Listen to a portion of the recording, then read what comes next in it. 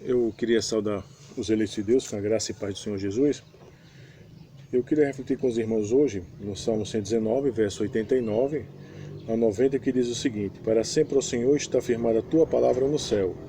A tua fidelidade estende de geração em geração, fundastes a terra e ela permanece. Irmãos, observa uma coisa bem interessante aqui nesse texto. Primeiro, veja só essa questão desse advérbio de tempo. Para sempre, ó Senhor, está firmada a tua palavra no céu. Então veja bem, é uma pergunta muito óbvia, né, para nós compreendermos da seguinte forma: qual é a necessidade, qual a importância de nós sabermos que aquilo que nós sabemos é a palavra de Deus? Será que há uma importância nessa perspectiva da epistemologia cristã? Epistemologia, episteme é conhecimento, logia, estudo do conhecimento. Então, como é que eu sei que aquilo que eu tenho discernimento é a verdade de Deus? Alguém pode dizer, pelas evidências. Através das evidências nós sabemos que aquilo que nós cremos é a verdade de Deus. Mas eu pergunto da seguinte forma: será? Será que a evidência é sinal autoritativo de que aquilo que eu creio é a verdade de Deus? Irmãos, lá em 2 Tessalonicenses, vamos abrir a palavra de Deus aqui, em 2 Tessalonicenses, nós temos algo importantíssimo para nós compreendermos a respeito se qualquer evidência é sinal de que se tem um conhecimento verdadeiro. Observe o que a palavra de Deus vai dizer, 2 Tessalonicenses 2, verso 7. Com efeito, o mistério da iniquidade já opera, e aguarda somente que seja afastado aquele que agora o detém. Então será de fato revelado o iníquo, a quem o Senhor Jesus matará com o sopro de sua boca e o destruirá pela manifestação de sua vinda. Ora, o aparecimento do iníquo é segundo a eficácia de Satanás, com todo o poder, sinais e prodígios da mentira, com todo o engano da injustiça aos que perecem, porque não acolheram o amor da verdade para serem salvos. É por este motivo, pois, que Deus lhes manda a operação do erro, para darem crédito à mentira, a fim de serem julgados todos quanto não derem crédito à verdade, antes, pelo contrário, deleitarem-se com a injustiça. Então a pergunta que eu quero fazer a você, meu querido irmão, é da seguinte forma: será que sinais e evidências, prodígios, corresponde? Será que eles por si só autenticam aquilo que eu creio como sendo verdade de Deus? Não. Porque o que é que o nosso texto fala aqui? Veja só, o verso 11. É por esse motivo, pois, que Deus lhes manda a operação do erro. E essa operação do erro que Deus manda é justamente o quê? Na eficácia, no aparecimento de sinais de poder, sinais de prodígios, entendeu? E por que Deus manda isso? Para dar crédito à mentira. E por que Deus estabelece esse juízo, não é? Aí o verso 12 vai dizer, a fim de serem julgados todos quanto não deram crédito à verdade. Então a pergunta é, será que é importante que a gente tenha noção daquilo que nós cremos de fato de verdade é a palavra de Deus, é a verdade? Sim, há. Agora eu tenho uma grande problemática aqui. Primeiro, como é que eu sei que aquilo que eu creio é a verdade de Deus? Alguém pode dizer, mas está baseado na Bíblia. Sim, mas você já observou que todo mundo usa a Bíblia para basear suas loucuras? Suas questões doutrinárias. E você já viu também que depois de basear em versículos isolados, em uma linha de pensamento equivocada, são chamados justamente as evidências para testificar que aquilo que eles estão dizendo é a verdade? Mas a pergunta é, será que sinais de fato e de verdade estabelece a evidência? Será que eu pegar versículos sem levar em consideração o contexto, sem levar em consideração a macroestrutura da Bíblia, será que eu terei capacidade de estabelecer que aquilo que eu estou crendo é verdade? Não, irmãos. Não. Não. Alguém pode dizer, mas pastor, mas o povo leigo não sabe disso. Sim, não sabe mesmo. Eis a razão que a Escritura fala lá em Efésios, que Deus estabeleceu mestres na igreja. Todo pastor deveria ser mestre, todo pastor é para ser um mestre, um profundo conhecedor da palavra de Deus, porque ele tem a obrigação de conduzir o povo de Deus para a verdade. Ele tem a obrigação de conduzir o povo de Deus para que esse povo de Deus tenha capacidade de discernimento se aquilo que se vê em outros lugares evidencia realmente a palavra de Deus ou se é a operação do erro. Mas infelizmente o que nós temos hoje são pastores que não são pastores, não pastoreiam ao povo de Deus, na palavra de Deus. Porque um pastor tem por obrigação pastorear. O que quer dizer pastorear? Bajular? De hipótese nenhuma. O que quer dizer pastorear? Agradar quem deve ser agradado? por medo de perder seu emprego, de hipótese nenhuma. Pastorear é ter esse conhecimento da palavra de Deus e guiar o povo de Deus nesta palavra de Deus, que segundo o Salmo, voltando lá para os Salmos, que segundo o Salmo 119, verso 89, é a palavra que foi estabelecida no céu para sempre. Para sempre.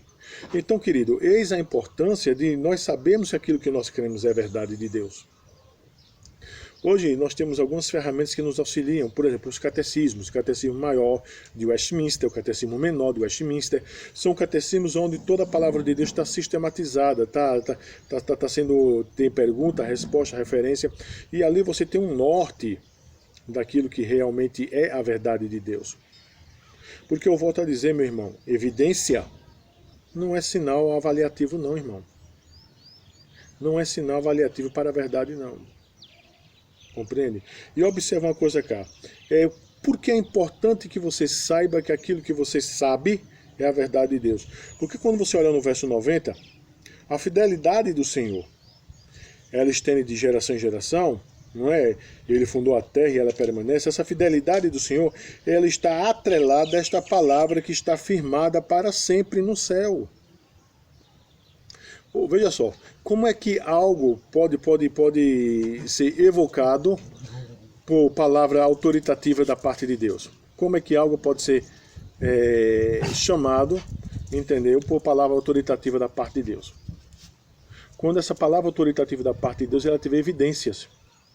E essas evidências só serão visíveis, melhor dizendo, essas evidências só serão percebidas de fato e de verdade como um fator avaliativo da palavra de Deus, se o que você crê for de fato e de verdade a palavra de Deus.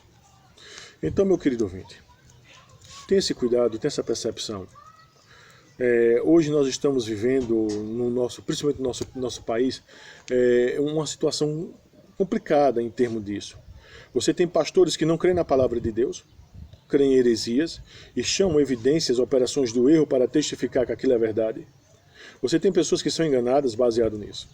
Você tem pastores que chegam a conhecer a legítima palavra de Deus, mas por medo de perder seus salários, por amor à placa denominacional, só ensinam ao povo o que convém, aquilo que dentro do limite de suas denominações podem ser ensinados. Então, naquilo que deveria ser ensinado, o povo de Deus é conduzido em erro, por culpa desses pastores que, ao invés de terem coragem de anunciar todo o desígnio de Deus, anunciam só parte do desígnio de Deus. E você tem pastores que anunciam o desígnio de Deus. Então cabe a você, querido ouvinte, perceber isso. Onde é que reside essa coerência? Mas a grande questão é, qual é a ferramenta que eu terei para avaliar se tal pastor está pregando a palavra de Deus? Por isso que eu indiquei a você, meu irmão, os catecismos, porque eles servem de norte para você avaliar. Quando Deus, na sua graça, me permitiu que eu entendesse a doutrina reformada, apesar de ser nascido em lar reformado, mas eu só vim estudar a doutrina reformada já adolescente, entendeu?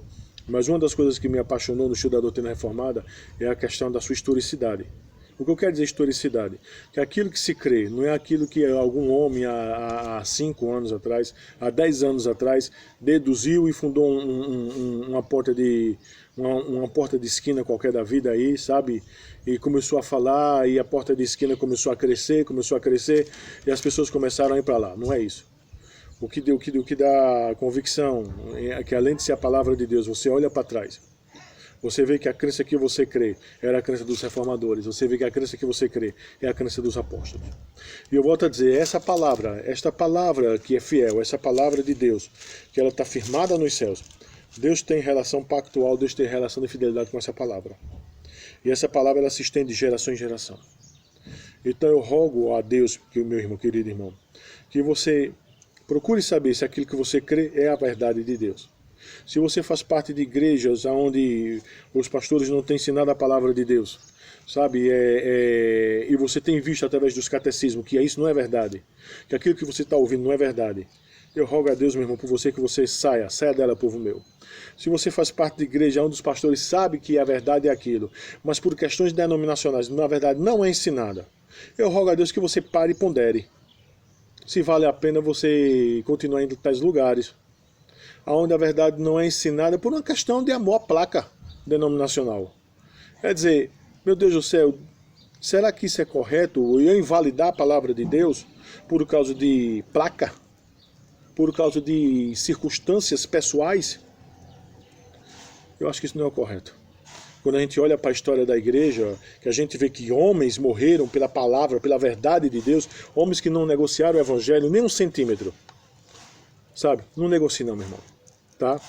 Então eu quero deixar essa reflexão hoje para essa nossa escola dominical e rogar que o Senhor Deus, o Deus da providência, o Deus Todo-Poderoso, Ele esteja te guiando e te abençoando. Tá bom, meu irmão? Deus te abençoe.